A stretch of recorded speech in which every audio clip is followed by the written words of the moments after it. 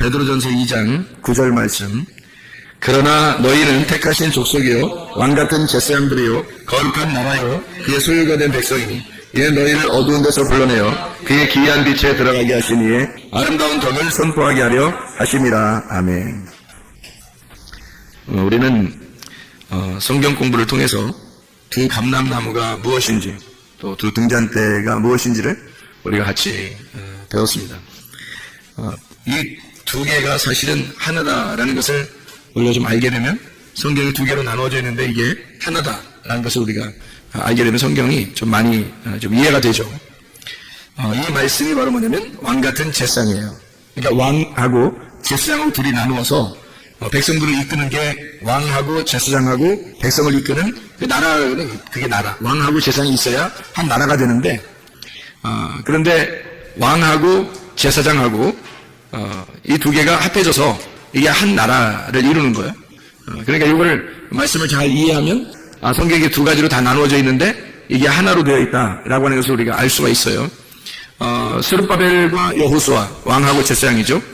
스가랴 3장하고 4장하고 그리고 학개서 1장하고 학개서 2장하고 우리가 보면 스룹바벨하고 여호수아가 왕이고 대제사장이었다라는 것을 우리가 알 수가 있죠. 두 감람나무 두 등잔대라고 하는 게 요한계시록 11장 4절에 나와 있는 그런 말씀이에요. 두 감람나무 두 등잔대. 이게 요한계시록 11장 4절에 있는 말씀. 뭐를 의미하는 거냐면 왕하고 제사장, 다시 말하면 스룹바벨과 대제사장 여호수아를 의미하는 것이다. 이거 두 개를 합해서 왕같은 제사장이다. 이제 왕같은이란 말은 왕같은 제사장이다 이 말이에요. 왕이면서 제사장이다 이 말이에요. 왕이면서 제사장이다. 이거를 이제 두 개를 합해서 좌우의 날선검이다. 히브리서 4장 12절 말씀, 날선검이 있는데 이게 두 개로 다 나누어서 이 두 개를 하나의 말씀으로 만들어낸다 라고 하는 것을 우리가 이해할 수가 있습니다. 창세기 2장하고 3장에 보면 선악과 나무하고 생명나무가 있어요. 이 두 개가 아니라 원래 하나인데 이 선악과 나무하고 생명나무하고 이렇게 나누어서 우리에게 설명해 주고 있는 것이다 라고 하는 것을 우리가 알 수 있고, 민수기 21장에는 어떻게 되어 있냐면 불뱀과 눕뱀에 대한 이야기가 나와요. 불뱀이 어떤 거예요? 불뱀이? 불이 있는 뱀이죠. 불이 있는 뱀. 불이 있는 뱀이면 죽이는 뱀이에요.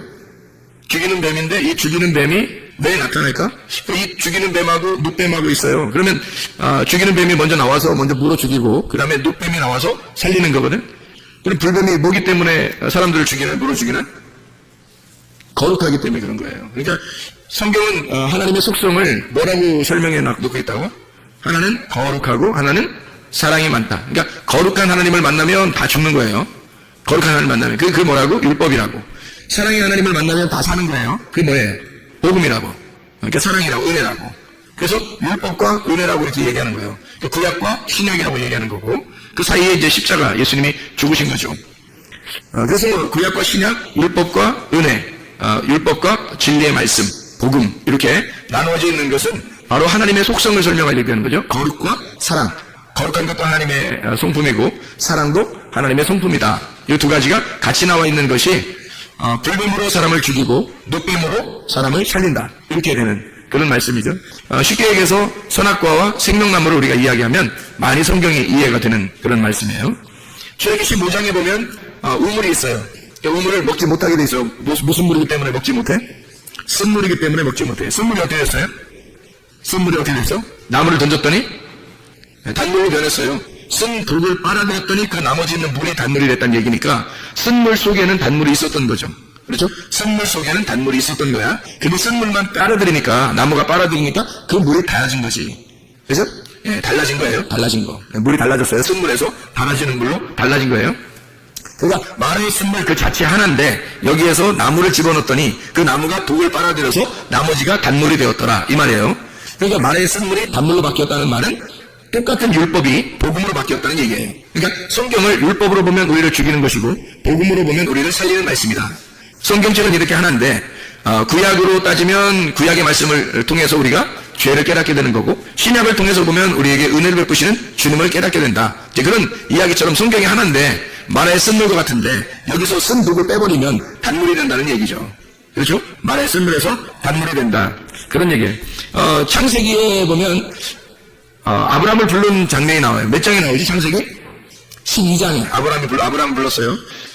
자신있게 12장? 창세기 12장에 보면 자신있게 우리가 얘기할 때 아브라함을 부른 장면이 12장에 나와요. 그러면 11장에는 뭐가 나오지? 창세기 11장에는 바벨이 나와요. 바벨탑이 원래는 뭐 바벨탑이라고 쌌어요? 아니면 그냥 탑을 쌓았어요? 그냥 탑을 쌓았어요, 처음에. 근데 탑을 쌓았는데 하나님이 이 사람들 안 되겠다. 이대로 둬서는 안 되겠다. 그래서 이 사람들은 흩어버려야 되겠다. 그렇죠? 흩어버려야 되겠다. 그래서 바벨이라고 이렇게 말한 거예요. 그러니까 바벨이라고 한 것은 사실은 하나님이 만든 거죠. 바벨이라는 것. 하나님이 만든 거예요. 그러니까 사람들이 왜 바벨하자 이런 게 아니라 우리 바벨해야지 그런 게 아니라 하나님이 바벨이야 이렇게 말한 거예요. 바벨한다. 그러니까 우리 바벨이에요? 바벨할 거야. 그 다음에 이제 바벨하니까 니네가 바벨이지? 그러니까 바벨하니까 내가 아브라함을 갖다가 선택해서 너희들한테 보낼 거다. 이렇게 얘기를 하는 거예요. 이게 무슨 말이냐면 창세기 11장을 여러분이 잘 보면 무슨 말이에요? 바벨탑에 대한 이야기가 나오거든? 그래 이 바벨탑에 대한 이야기가 참 잘 이렇게 이해를 해야 돼요. 하나님이 사람들이 언어가 하나란 말이에요. 언어가 하나지? 언어가 하나로 돼가지고 쭉 이렇게 탑을 쌓았어요. 하늘에까지 올라가려고. 하늘에까지 올라가려고 했다면 그게 바로 선악과죠. 그죠? 선악과지. 그게 하나님한테까지 올라가려고 했으니까 하나님처럼 되려고 한 거 아니야. 그래서 자기들이 말이 하나니까 다 서로 예를 들어서 야 밑에 벽돌 올려 그러면 벽돌 올리는 거예요. 왜 쌓아 그러면 위에 벽돌 다시 올린다 그러면 위로 올리고 그러면 다 알아듣는 거서 한 소리니까 한 소리를 다 알아듣는 거예요. 그래서 탑을 막 다 쌓는 거예요. 이렇게 전체가 다 하나니까 한 말을 하니까 쭉 이렇게 쌓는 거예요. 그럼 말이 하나이기 때문에 하나로 쭉 쌓았다는 말은 말이 하나니까 하나로 쭉 쌓았으니까 뭐가 쌓아진 거예요? 말이 쌓아진 거지. 말이 토닥토닥 막 쌓아 올라가 이렇게. 선생님은 말이 나가서 전쟁한다 그랬죠? 말 조심하라 그랬죠. 그래서 말 조심하라고. 말이 이렇게 하나가 되니까 말로 쭉 쌓아놨단 말이에요. 그죠? 그랬더니 하나님이 어떻게 했어요? 얘들 뭐하니? 얘들 뭐하니? 그래서 하나님이 이렇게 내려가서 보니까 얘들 뭐하니? 다 보니까 한 말로 이렇게 올라온단 말이에요. 그러니까 얘들 뭐하니? 그래서 거기서 어떻게 하냐면 하나님이 이 사람들을 갖다가 막 말을 혼잡하게 하는 거예요. 말을 섞는 거야. 그러니까 말을 갖다가 헷갈리게 만들어 놓은 거예요. 야 벽돌 올려 그랬더니 막 홈이 던지고 야 시멘트 올려 그랬더니 막 그냥 돌멩이 던져버리고 막 이러는 거예요. 이게 서로 말이 안 맞는 거예요. 이제 막 섞여버린 거예요. 말이 자기 이 말 했더니 저 말이 막 오르는 거예요. 말이 다 섞여 있는 거예요. 그래서 여기서 말이 흩어졌다. 그래서 말이 섞였다. 말이 흩어졌다. 그래서 그거를 바벨이라고 한 거예요. 그걸 바벨이라고. 그러니까 원래 처음부터 바벨의 탑을 쌓은 게 아니라 잘 보면은 성경에 잘 보면 신할 땅에다가 그 사람들이 그냥 탑을 쌓았어요. 창세기 11장에 그냥 탑을 쌓았거든. 그런데 말이 똑같으니까 하나로 쭉 올라갈 수 있었던 거야. 한마디로 말하면 자기 말이 살아있는 거예요. 자기들 말이 하나로 뭉쳐서 살아있는 거야. 근데 하나님은 원래 뭐예요? 하나님은 뭔데 이 말이에요. 하나님 뭐예요? 하나님 말씀이죠. 하나님은 영이시고 하나님은 말씀이시다 그렇죠. 그죠? 태초에 뭐가 있어요? 말씀이 있는 거지. 그러니까 태초에 말씀이 있는 거야. 하나님이 말씀이시거든. 그런데 이쪽 밑에서 사람들이 말을 가지고 쭉 올라간단 말이에요. 자기들 말로 쭉 올라와요. 그건 하나님이 말씀이신데 밑에서 말이 올라오니까 이게 어떻게 돼? 싸우겠다는 거 아니에요. 그죠? 싸우겠다. 자기들이 하나로 딱 뭉치니까 올라오는 거야. 그러니까 하나님이 이 사람들 갖다가 그 전쟁을 해서 이길 수 있는 방법이 있어요. 어떻게 하면 돼요? 말을 갖다가 흩어버리면 돼요. 말을 서로 섞여서 못 알아듣게 하면 되는 거예요. 그때 생겨난 말들이 지금 우리나라 말이에요. 우리나라 말이 언제 생겼겠어? 바벨 때 생긴 거예요. 바벨 때문에 생긴 거예요. 이 세상의 언어는 다 바벨 때 생긴 거야. 잘 생각해봐. 이 세상의 언어가 왜 바벨 때 생겼는지를 잘 생각해봐요. 자, 여러분. 우리나라 한글이 언제 창시됐어요? 뭐 몇 년도인지는 몰라도 사람들이 누구 왕 때 됐다고? 세종대 왕 때 됐다고 다 얘기해요. 그러면 세종대 왕 때 우리가 한글을 갖다가 쓰게 됐어요. 그때부터. 그죠? 그러면 그 세종대 왕 나오기 전에는 뭐 썼어?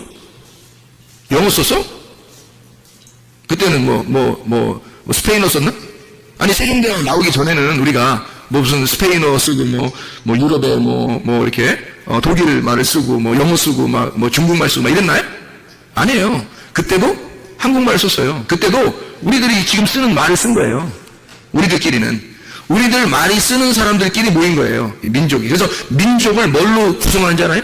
민족을 뭘로 나누는 줄 알아요? 언어로 나눕니다. 여러분, 그 다른 나라 사람이 한국에 와서 시민권을 받으려고 그러잖아요? 그러면 뭐 테스트 할까요? 언어 테스트 합니다. 언어 테스트. 이 사람이 말을 잘할 수 있는지 언어 시험을 보고 언어 테스트를 해요. 우리가 미국으로 간다면요. 미국의 언어를 테스트해요. 그래서 언어 테스트하고 그다음에 역사를 배우게 하고 미국의 역사를 그럽니다. 그래야지 거기서 시민권을 줘요. 뭐 때문에 그래? 자기 나라 민족이 되려면 자기 나라 시민이 되려면 언어가 통해야 된다는 거죠.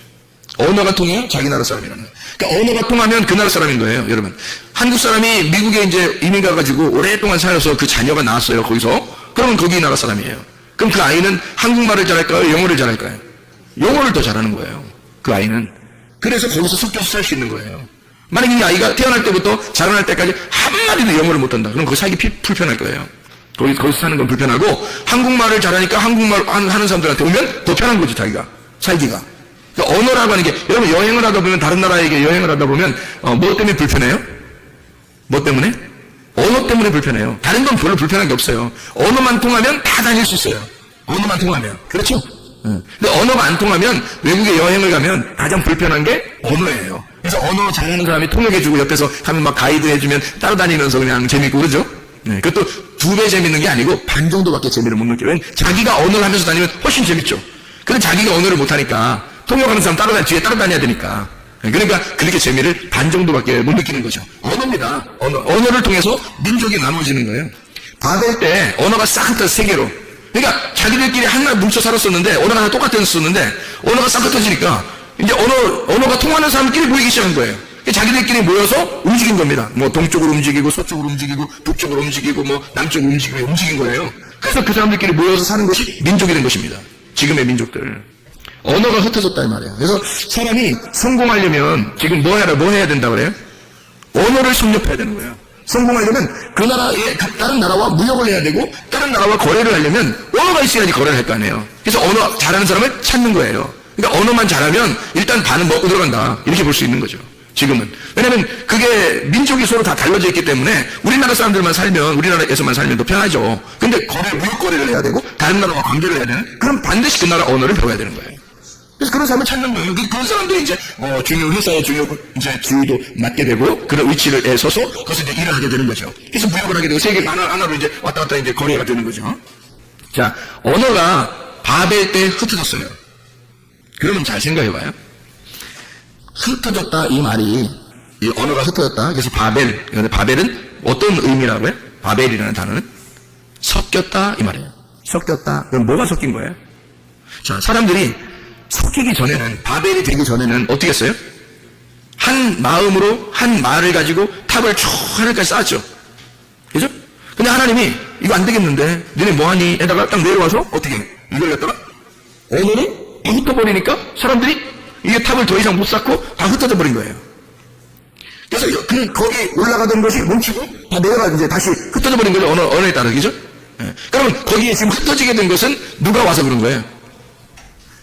하나님이 와가지고 한 사람들이 하나의 말로, 한 로고스, 한 말씀으로 쭉 올라갔더니, 자기들의 로고스로 쭉 올라갔더니 하나님의 로고스가 내려오더니 안 되겠어 너네 뭐하니 하더니 그거 딱 흩어버리니까 자기들의 로고스가 깨져버린 거예요. 하나님이 완전히 섞여버린 거예요. 하나님 말씀이 와서 딱 섞여버리니까 이게 확 섞여버려서 이게 흩어져버린 거야. 자기들 하나의 그 뭉쳐있던 그 자기의 힘이 파괴가 돼버린 거야. 그거를 뭐라고 해요? 바벨이라고 그런단 말이에요. 그럼 여러분이 바벨탑 그러면 다 좋은 말이라고 그래? 나쁜 말이라고 그래? 바벨탑 그러면 다 나쁜 말이라고 그러잖아. 좋은 말 아닐까 그럼? 바벨탑 그럼 좋은 말 아닌가? 다시 생각해보면 하나님이 와서 언어를 갖다가 하나님이 그 말 속에 들어와서 침투해서 그 말을 흩어버렸잖아요. 그러면 그 말에 사람들의 로고스만 있는 데다가 하나님의 말씀이 와서 이걸 섞여버린 거예요. 원래 섞이지 않으면 어떻게 돼? 사람들이 끝없이 하늘나라로 자꾸 탑을 쌓단 말이야. 그게 선악과야, 그래. 근데 그걸 갖다가 흩어내려 하나님의 말씀이 와서 이거를 사람들의 로고스를 깨뜨려버리는 그것이 바벨이라는 거죠. 그렇죠? 그러니까 하나님의 말씀이 섞여버린 거예요. 그래서 이 사람들이 자기들 색깔이 없어져 버리는 거야. 자기들만의 색깔이 있어서 쭉 올라갔는데 자기들이 깨져버린 거예요. 그래서 흩어졌거든, 언어들끼리 나눠서. 그러면 그 바벨이라는 말은 사실 어떻게 보면 어떻게? 좋은 말이잖아요. 하나님이 와서 깨뜨려버린 거니까. 생각해보세요. 사람들이 세우던 것이 나쁜 거죠. 사람들을 세우는 게 나쁜 거고 하나님이 와가지고 섞여버리면 그게 오히려 어떤 면에서는 좋은 거죠. 그렇죠? 자, 그러면 이제 바벨이 돼서 이게 섞여서 하나님의 말씀이 섞여가지고 막 흩어져 있거든? 이게 진짜가 뭔지 모르겠는 거야. 진짜가 뭔지 모를 때는 진짜가 진짜를 찾는 거예요. 진짜가 뭔지 모를 때는. 그러니까 다 섞여가지고 싹 흩어졌잖아. 그러니까 그 중에서 하나님이 진짜잖아. 하나님이 진짜니까 진짜 말씀이잖아요. 진짜 말씀이 자기 말씀을 찾는 거예요. 그게 창세기 12장의 아브라함인 거야. 그러니까 바벨이 창세기 11장에 나오고 12장에는 자기 사람을 찾는 거야. 아브라함을 자기 사람을 찾아서 가나안 땅으로 집어넣는 거죠. 이해가 되겠죠? 땅에다가 주인을 바꿔놓는 거예요. 원래 가나안 땅에 자기들 주인이 있었는데 가나안 땅에 주인을 없애버리고 새로운 주인을 갖다 그 가나안 땅으로 집어넣는 거예요. 그게 아브라함이라고. 그러니까 땅은 가나안 땅은 원래 죄가 없잖아. 땅은 죄가 없어요. 땅이 뭐냐면 내 마음이야. 내 마음에 죄가 없는데 내 마음 안에 나라는 주인이 여기에서 주인 노릇을 하고 있었단 말이야. 그랬더니 하나님이 나라는 주인을 쫓아내고 함 자손 가나안이라는 이름을 저주해버리고 나라는 이름을 저주해버리고 야곱이라는 이름을 밀어내고 여기다가 이스라엘의 이름을 심는 거야. 그래서 아브라함이라고 하는 사람을 갖다가 여기다가 사명을 줘서 아브라함을 가나안 땅의 멜기세덱으로 집어넣어버리는 거예요. 아브라함을. 그러면 생각해요. 멜기세덱이 뭐 하는 사람이야? 제사장이잖아. 하늘나라의 왕이면서 제사장이거든요. 그게 멜기세덱이야. 그러면 아브라함이 가나안 땅에 들어간다는 것은 뭐하러 들어가는 거예요? 왕이면서 제사장으로 들어가는 거야. 왕이면서 제사장으로 들어가는데 거기에 네가 왕이면서 제사장으로 들어간다라는 걸 알려주러 온 사람이 있어요. 아브라함이 부른 게 아니고. 아브라함이 부른 게 아니야. 창세기 14장에 멜기세덱이 나타날 때 아브라함이 부른 게 아니에요. 멜기세덱이 찾아온 거예요. 왜 찾아온 거야? 너는 왕이면서 제사장이다. 그걸 알려주려고 온 거예요. 그러니까 아브라함은 자기가 왕이면서 제사장인지 잘 몰랐는데 멜기세덱이 와서 네가 왕이면서 제사장이라는 그 사명을 가지고 이 땅에 온 자야. 너 그 사명 잃지 말아라. 너는 왕이면서 또한 이 땅에 대한 제사장의 역할을 해야 된다. 라고 하는 것을 멜기세덱이 알려주고 간 거예요. 그날. 그래서 창세기 14장이 나와 있는 겁니다. 이게 이제 아브라함의 사명인 거죠. 아브라함이 어떤 사명을 가진 거라고요? 왕이면서 제사장의 사명을 가졌다고. 지금 우리로 말하면 어떤 거예요? 왕 같은 제사장인 거지. 왕 같은 제사장. 그게 누군 거야? 아브라함. 그럼 여러분과 저는 뭐예요? 너희가 왕 같은 제사장이라고 했으니까 우리는 뭐야? 누구야? 아브라함인 거지. 우리가 아브라함인 거지. 그럼 아브라함의 하나님, 이삭의 하나님, 야곱의 하나님이 바로 우리의 하나님, 나의 하나님이 돼야 되니까 나의 하나님은 아브라함의 하나님이니까 나의 하나님이 되는 거죠. 내가 아브라함이 되니까 왕 같은 제사장이 돼야 되니까 그럼 나의 하나님이 된다는 것이. 그래서 이게 지금 이 두 가지를 왜 나누어서 한 백성을 만들어가지고 한 나라를 만들어. 이게 왕과 제사장이 있으면 한 나라가 되는 거는 그 나라를 만들어서 왜 지금 여기 성경을 이렇게 두 가지로 나누어서 우리에게 설명을 하냐면 왼쪽에서 오른쪽으로 옮기는 얘기를 하는 거죠. 왕이 제사장 되는 역사. 그래서 왕 같은 제사장 이런 얘기를 하는 거예요. 그럼 성경에서 두 가지를 해서 이게 한 나라. 다시 말하면 나를 설명하려고 하는 거예요. 이게 어디에서 설명이 이제 완성이 될까? 예수의 십자가. 예수의 십자가로 이것이 합해지는 거예요. 왕 같은 제사장이 예수의 십자가로 합해지면서 그게 하나가 되는 거야. 그러면 부활의 예수님이 뭘로 나타나서 하나가 되는 거겠어요? 뭘로? 지금의 뭘로 나타나서? 교회로 나타나서. 지금의 교회가 그러니까 왕 같은 제사장인 거지. 왕 같은 제사장이 십자가를 통해서 완성하는 것이 바로 교회예요. 그래서 십자가를 지시기 전에는 교회가 안 나타나는 거예요. 십자가 지시 전에는. 그냥 사람들이 모여 있었던 걸 그냥 교회라고 이렇게 부른 거지. 진짜로 예수님이 내가 내 교회를 세울 것이다 라고 하는 건 내가 십자가에 매달려 죽음으로써 내 교회를 세울 것이다 라고 하는 것을 선포하는 거예요. 그럼 예수님이 죽기 전까지는 진짜 교회는 나타나지 않았던 거지. 진짜 교회는 그리스도의 몸이 돼야 되는 거거든. 왕 같은 제사장이 되는 사람들, 다시 말하면 왕이면서 제사장인 그리스도가 들어와 있는 사람, 하나님의 성령 진리의 말씀이 그 안에 들어와 있는 사람, 하나님 안에서 왕 같은 제사장이 된 사람들, 그게 교회가 되는 거니까 그 교회는 예수가 십자가를 지시고 난 다음에 이루어져야 된다는 거죠. 여러분 속에 그리스도의 십자가가 이루어지면 예수와 함께 죽고 예수와 함께 부활하게 되면 여러분은 참된 교회가 되는 것입니다. 하나님의 성령 안에서 우리가 교회가 된다는 얘기예요. 그건 완성이란 말이에요. 교회가 되면 그게 하늘나라의 새 예루살렘을 이루는 땅의 교회라는 거지. 그러니까 이것은 하나님 나라라는 거예요. 땅의 하나님 나라. 이게 교회니까 내가 왕같은 제사장이 된다는 것은 땅의 교회가 된다는 얘기고, 땅의 교회가 된다는 얘기는 하나님 나라가 된다는 얘기예요. 그러니까 하나님 나라가 이 땅에 이루어진 거죠. 하나님의 뜻이 이 땅에 이루어진 거지. 그게 교회예요. 이건 누가 이루는 거예요? 성령님이. 반드시 예수 그리스도 죽고 하나님의 영, 예수의 그 영이 와야지만이 가능한 거라는 거죠. 그래서 그 성령이 와서 이것을 이루는 것입니다. 이걸 증명해내는 거예요. 하나님 아버지와 아들이 그거를 만들어내는 거예요. 왜냐하면 아들은 이 땅에 내려올 때 뭘로 내려왔겠어요? 제사장으로 내려온 거죠. 왕은요, 왕하고 항상 제사장이 같이 나와야 되니까 왕은 누구겠어요? 하나님이신 거고, 하나님이 왕인데 이 땅에 예수가 내려온 것은 제사장으로 내려온 거라니까. 제사장이 뭐 하는 거예요? 화평케 하는 거죠. 사람들을 하나님하고 연결시키는 사람이란 말이에요. 그게 제사장이라는 거죠. 예수 그리스도가 이 땅에 오신 것은 막 왕처럼 군림하려고 온 게 아니에요. 제사장처럼 자기가 중간에서 하나님과 사람을 연결시켜주려고 온 거란 말이에요. 그게 제사장이라는 거지. 하나님 아버지가 왕이시고 자기는 제사장. 그러면 왕과 제사장이 뭐 해야 돼요? 반드시 두 증인이 돼야 된다는 거지. 이걸 두 감람나무라 그러는 거예요. 수르바벨과 대제사장 여호수아, 그리고 모세와 아론, 이런 사람들이 이제 두 개, 왕과 제사장을 연결시켜주는, 이것이 신약에서 이루어진 것이 교회. 왕 같은 제사장, 이 두 개가 하나가 되었다. 말씀이 하나가 되었다. 이 교회가 너희 안에서, 성령 안에서 이루어졌다. 교회가 성령님 안에서 이루어졌다, 완성됐다. 그런 말씀을 해주고 있는 그런 말입니다. 그러니까 성경을 우리가 좀 더 찾아보면 이런 말씀이죠. 누가복음 10장 22절을 우리 한번 보겠습니다. 누가복음 10장 22절 말씀을 10장 22절 말씀 보면 이렇게 되어 있죠. 내 아버지께서 모든 것을 내게 주셨으니 아버지 외에는 아들이 누구인지 아는 자가 없고 아들과 또 아들의 소원대로 계시를 받는 자 외에는 아버지가 누구인지 아는 자가 없나이다. 뭐예요? 아버지와 아들만 서로 관계를 안다는 거예요. 아버지와 아들만 서로 관계를 알고, 만약에 아버지와 아들을 아는 사람이 있다면 누구만 안다? 계시를 받은 자만 안다는 거예요. 사도 바울처럼, 그죠? 말씀에 계시를 받은 자만 그 사실을 알게 된다는 거예요. 그러니까 아버지와 아들의 관계를 정확히 한다. 그러니까 거룩한 건 아버지요, 사랑이 많으신 분은 아들입니다. 그러니까 아버지와 아들의 관계는 왕과 제사장의 관계란 말이에요. 그러니까 아버지와 아들의 관계가 왕과 제사장의 관계, 모세와 아론의 관계, 수르바벨과 대제사장 여호수아의 관계란 말이죠. 이해가 되겠어요? 무슨 말인가? 그래서 이걸 두 감람나무, 아버지와 아들이 두 감람나무, 두 증인이 되는 거죠. 자, 우리 한번 또 봐봐요. 요한복음 5장을 한번 봅니다. 요한복음 5장 31절부터 38절까지 말씀을 보면 이렇게 되어 있습니다. 내가 만일 나를 위하여 증언하면 내 증언은 참되지 아니하다. 혼자 하면 안 된다는 거니까. 혼자 하면 참된 증인이 아니래요. 나를 위하여 증언하시는 이가 따로 있으니 나를 위하여 증언하시는 그 증언이 참인 줄 아노라. 너희가 요한에게 사람을 보내매 요한이 진리에 대하여 증언하였느니라. 그러나 나는 사람에게서 증언을 취하지 아니하노라.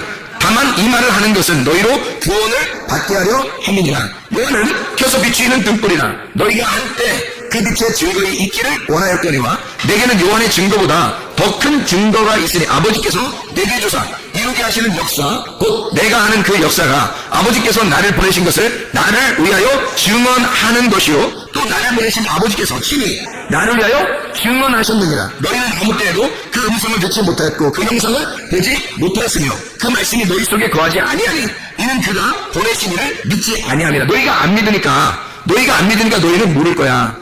아버지가 나를 증언하시는 분인지를, 증인인지를 모를 거야. 그러니까 누가 증인이라는 거야? 요한도 예수님의 증언했다고 했죠. 그런데 예수님은 누구의 증언을 받지 않는다? 요한의 증언을 받지 않는다. 사람의 증언을 받지 않는다. 자기는 누구만 증언한다? 하나님만, 아버지만 자기를 알기 때문에 아버지만 자기를 증언한다 이거예요. 그러니까 예수님을 증거하는 증인은 누구밖에 없는 거예요? 아버지와 아들, 본인과 아버지만 증언한다는 거예요. 그러면 예수를 어떻게든 증거해야 될 거 아니에요? 증거해야 될 거 아니야. 그래서 예수를 증거하는 자가 나타난다는 것이, 그 예수를 누군가는 증언해야 되잖아. 그래서 우리는 가만히 있으면 닦아보고 예수님 혼자 알아서 하실 거야. 뭐 하나님이 다 얘기한다면서 뭐 우리는 가만히 있고 이럴 거예요. 그거 아니겠죠? 그렇다고 먼저 자기는 계시도 안 받았는데 나대고 막 그러면 돼야 안 돼. 그거 안 되죠? 그럼 누가 어떻게 하면 예수님에 대해서 얘기할 수 있는가? 이거를 볼 수 있죠. 요한복음 15장입니다. 요한복음 15장 26절, 27절의 말씀이에요. 26절, 내가 아버지께로부터 너희에게 보낼 보혜사, 곧 아버지께로부터 나오시는 진리의 성령이 오실 때에 그가 나를 증언하실 것이요 너희도 처음부터 나와 함께 있었으므로 증언하느니라. 자, 누가 증언한다는 거야? 성령님이. 그리고 너희들도 같이 있었으니까 증언할 수 있다. 그러면 이 사람들은 어떤 사람인 거야? 아까 말한 계시를 받는 자. 그러니까 성령님이 증언한다. 예수님은 사람의 증언을 받지 않으니까 누가 증언한다는 거예요? 아버지가 증언한다는 거예요. 처음에, 그죠? 아버지가 증언한다. 그러면 예수님이 이제 부활 승천해서 올라갔단 말이에요? 그러면 이제 누가 증언하는 거예요? 그 예수를? 성령님이 와가지고 증언한다는 거야. 성령이 와서. 그러니까 예수님을 증언할 수 있는 사람은 사람이 할 수가 없어요. 성령님이 할 수밖에 없는 거예요. 왜? 예수는 하나님이니까. 그 예수를 누가 증언하겠냐고. 누가 감히 함부로 예수, 하나님을 자기가 뭐 설명한다고 하겠냐고. 그래. 못하는 거죠. 그래서 성령이 와가지고 예수를 증언하러 오는 거예요. 성령님이 와서 예수를 증거하려고 오시는 거야. 그게 성령님이 하는 거죠.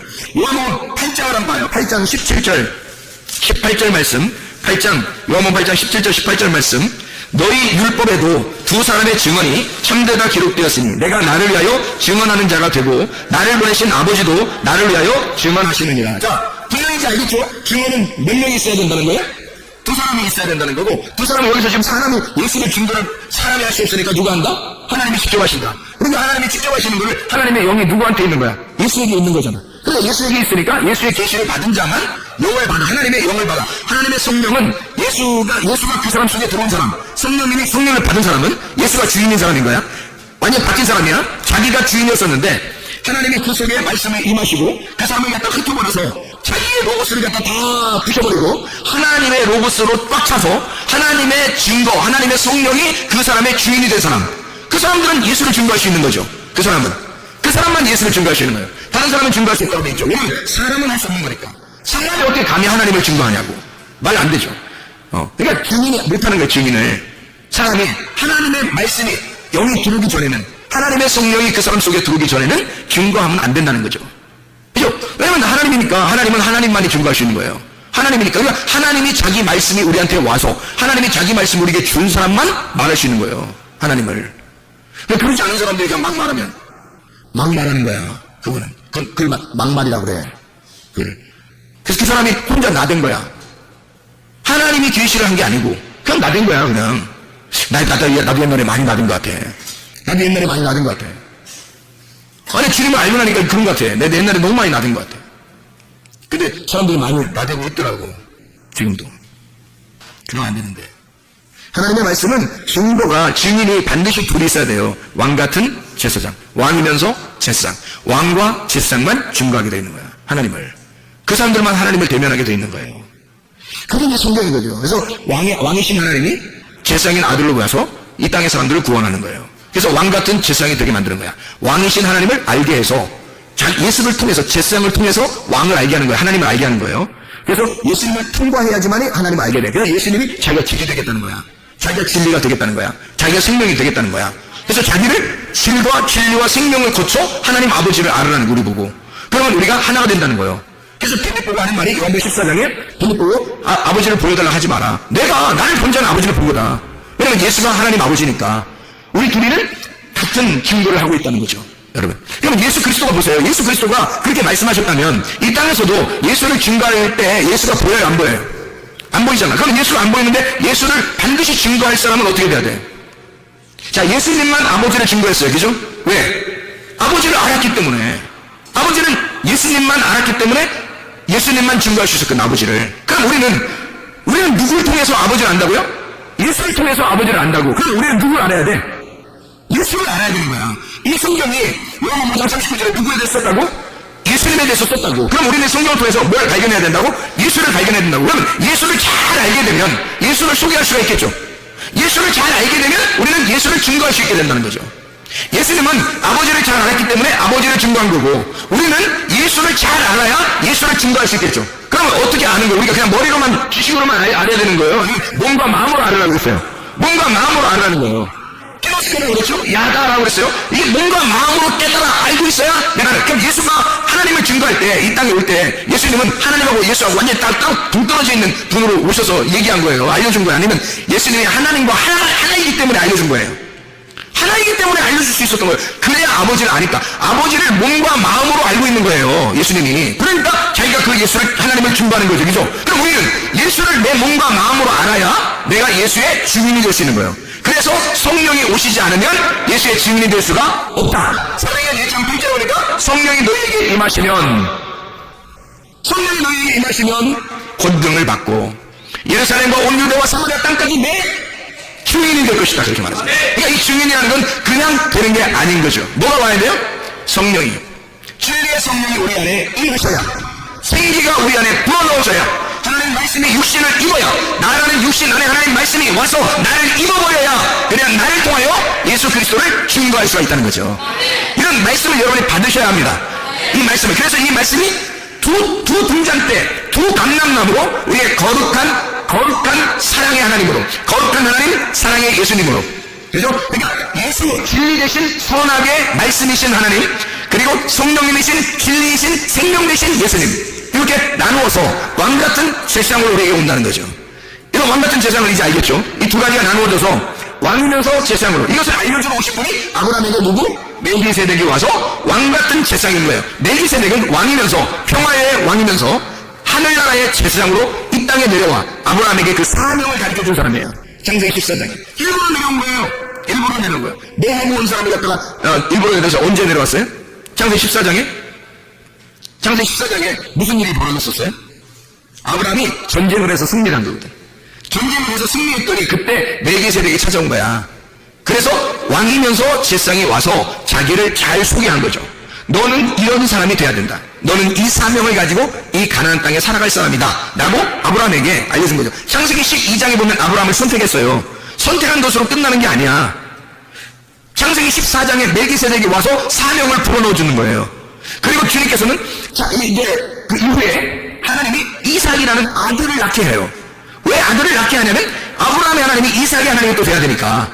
이게 연결되지 않으면 아브라함 때 끝나잖아. 대가 끊기는 거란 말이에요. 이삭의 하나님으로 다시 연결이 돼야 되기 때문에 아들이 꼭 필요한 거야. 그래서 여러분과 제가 대가 끊기면 씨가 없는 거예요. 대가 끊기면. 다시 말하면 우리에게서 말씀이 우리 안에 와서 그대로 막혀버리면 무슨 물이 되겠어?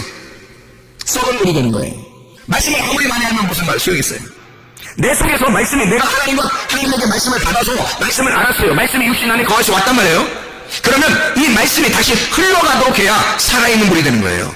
흘러가는 것을 뭐라 하면 열매를 맺는다. 씨를 낳게 한다. 열매. 아들을 낳게 한다. 말씀의 아들을 낳게 한다. 그래서 아브라함이 이삭이라는 아들을 낳고 이삭이라는 아들이 또 야곱이라는 손자를 낳아서 아브라함의 하나님, 이삭의 하나님, 야곱의 하나님이 돼서 이것을 이스라엘의 축복이라고 이렇게 말하는 거예요. 하나님의 축복이 계속해서 연결되어지는 사람들, 하나님의 축복의 사람들. 왜 제가 이런 이야기를 하느냐면 시편 23편 6절의 말씀을 우리 읽고 마치도록 하겠습니다. 시편 23편 6절의 말씀. 자, 우리가 잘 아는 말씀에 여호와는 나의 목자시니 내게 부족함이 없으리로다. 그가 나를 푸른 추장에 계시다 쉴만한 물가로 인도하신다. 그 말씀 있죠. 이게 시편 23편 6절의 말씀입니다. 내 평생에 선하심과 인자하심이 반드시 나를 쫓아와 따르니 내가 여호와의 집에 영원히 살리로다 라고 되어 있습니다. 다시 말하면 정해진 하나님의 축복이 있다는 거예요. 하나님의 선하심과 하나님의 인자하심, 하나님의 그 사랑, 하나님의 선하심, 하나님의 그 사랑, 그게 정해진 축복이에요. 여러분, 우리가 지금 이렇게 살아가는 동안에는 예수가 죽으시고 부활하신 다음에 살아가는 사람들이에요. 그러면요, 하나님의 선하심과 하나님의 사랑하심이 우리에게 있어요, 없어요? 반드시 있는 거예요. 그것이 우리를 쫓아다닌다는 거지. 그러니까 하나님의 선하심과 하나님의 사랑, 이게 우리 어떤 면에서는 혹시 하나님이 날 사랑하지 않는 거 아닌가? 하나님이 날 버린 건 아닌가? 하나님이 나와 함께하고 있지 않는 건 아닌가? 이게 걱정받는 사람들이 있어요. 내가 이렇게 망나니 짓을 하니까, 내가 이렇게 부족하니까, 내가 이렇게 연약하니까, 내가 이렇게 형편없는 사람이니까 하나님이 나와 함께하지 않을 거야 라고 생각하는 사람도 있을 거란 말이에요. 근데 그럴까요? 하나님이 과연 그러실까? 그렇지 않아요. 하나님은 우리를 너무 사랑하셔요. 모든 사람들을 너무 사랑하셔서 우리가 죄인 되었을 때에 주님이 십자가 못 박혀 돌아가셨고, 너를 파괴하고 너를 깨뜨리는 그 자리에 내가 너와 임마누엘 한다. 내가 너와 함께하는 거다. 네가 부족하다고 느낄 때, 네가 연약하다고 느낄 때, 네가 형편없다고 너 자신을 그렇게 취급하고 있을 때 나는 오히려 너와 함께하고 있는 거다. 하나님의 선하심과 하나님의 사랑, 그것을 하나님은 그것을 가지고서 우리에게 쫓아오시는데 우리가 도망간단 말이에요. 우리는 맞서가지고 어떻게 해야 되면 삭개오가 뽑는 이 돌무화과 나무에 올라가야 된다는 말이에요. 사마리아 여자가 야곱의 우물가에 막 찾아 나와야 된다는 얘기죠. 자기가 달려나가야 된다는 거야. 소경 마리아가 주여 나를 불쌍히 여겨달라고 그렇게 고백하고 부딪혀야 된다는 거죠. 하나님의 사랑하심과 하나님의 선하심이 나를 쫓아오서 치고 싶어 하신 그 하나님의 마음이 있는데 그러면 나는 그 하나님에게 맞서서 주님 내가 당신에게 얼굴을 돌리지 아니하고 당신에게 다시 찾아갑니다. 그러면 주님 만나주신단 말입니다. 내가 당신에게 찾아갑니다. 나의 열정을 보십시오. 나는 당신을 찾고 싶습니다. 난 당신을 만나고 싶어요. 난 당신을 사랑합니다. 주님은 어차피 우리를 사랑하시고 어차피 우리를 선하신 하나님이 하나님인데 어떻게 우리를 그냥 외면하겠냐 이거야. 하나님은요 돌아온 탕자가 돌아오기를 기다리면서 문 밖에서 아버지가 계속 기다리는 것처럼 우리를 사랑하시는 분이에요. 돌아온 탕자가 터벅터벅 한 걸음한 걸음 그냥 오고 있을 때 아버지는 달려간 거예요. 빠르게. 왜? 아버지니까.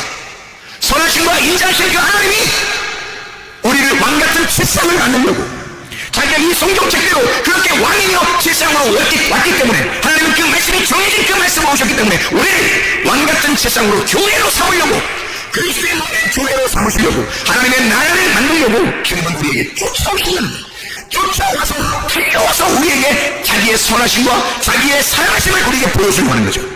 그렇게 쫓아와서 사람 우리는요 우리보다 누가 나를 더 사랑하냐면 하나님이 우리를 더 사랑하시는 거예요. 하나님의 그 사랑하심은 비교할 수가 없죠. 그 아버지의 사랑이라는 건 아들이 더 사랑하겠어요? 아버지가 더 사랑하겠어요? 아버지가 더 사랑하는 거예요. 아들이 아버지 사랑을 알 수가 없어요. 비교할 수가 없습니다. 아들은 그냥 아버지 집에 가면 내가 먹고 살지 않을까라고 오는 거예요. 그렇게 내가 아버지 내가 진리의 말씀을 듣고 싶습니다. 내게 말씀을 주십시오. 나 이렇게 살다가 죽겠습니다. 아버지가 돌아오고 있는데 아버지는 막 달려오는 거예요. 깜짝 놀라게. 아들이 깜짝 놀라게 막 깜짝이야 막 달려오니까 아버지가 막 들이대니까 아들이 얼마나 놀랐겠어요. 아버지가 그렇게 우리를 사랑하시는 거예요. 아버지는 계속 기다렸었던 거죠. 계속 기다렸었던 거예요. 우리를 사랑한다고 그 말하고 싶어서 내가 너를 사랑한다고 나는 너에게 선한 것으로 주고 싶다고 나는 너에게 죽게 해주고 싶다고 나는 너를 늘 기다리고 있었다고 그 말하고 싶어서 아버지는 기다리고 있었던 거죠. 여러분 그런 하나님은 이 말씀이 정해진 이 말씀으로 우리에게 다가오십니다. 하나님은 말씀을 정해놓고 우리에게 찾아오신 거예요.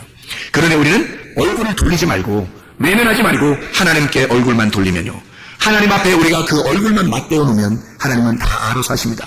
하나님의 선하심과 하나님의 사랑하심으로 우리를 갖다 쫓아와서 덮어주시는 거예요. 그 사랑을 해주시는 거예요. 왕같은 세상으로 만들어버리려고 우리 주님께서 그런 하나님이십니다. 우리의 믿음이 우리의 열정이 예수의 걸음을 멈추시기를 바랍니다. 소경 바디메오처럼 주여 나를 불쌍히 여겨 주시옵소서. 그럼 우리 주님께서 기꺼이 우리에게 찾아오셔서 내가 너를 왕같은 세상으로 만들어 너를 여호와의 집에 영원히 거하도록 내 하나님 나라의 집에 영원히 거하도록 만들겠다. 그렇게 우리 주님은 약속하시는 겁니다. 주님과 함께 동행하되 주님 만나시기를 바랍니다.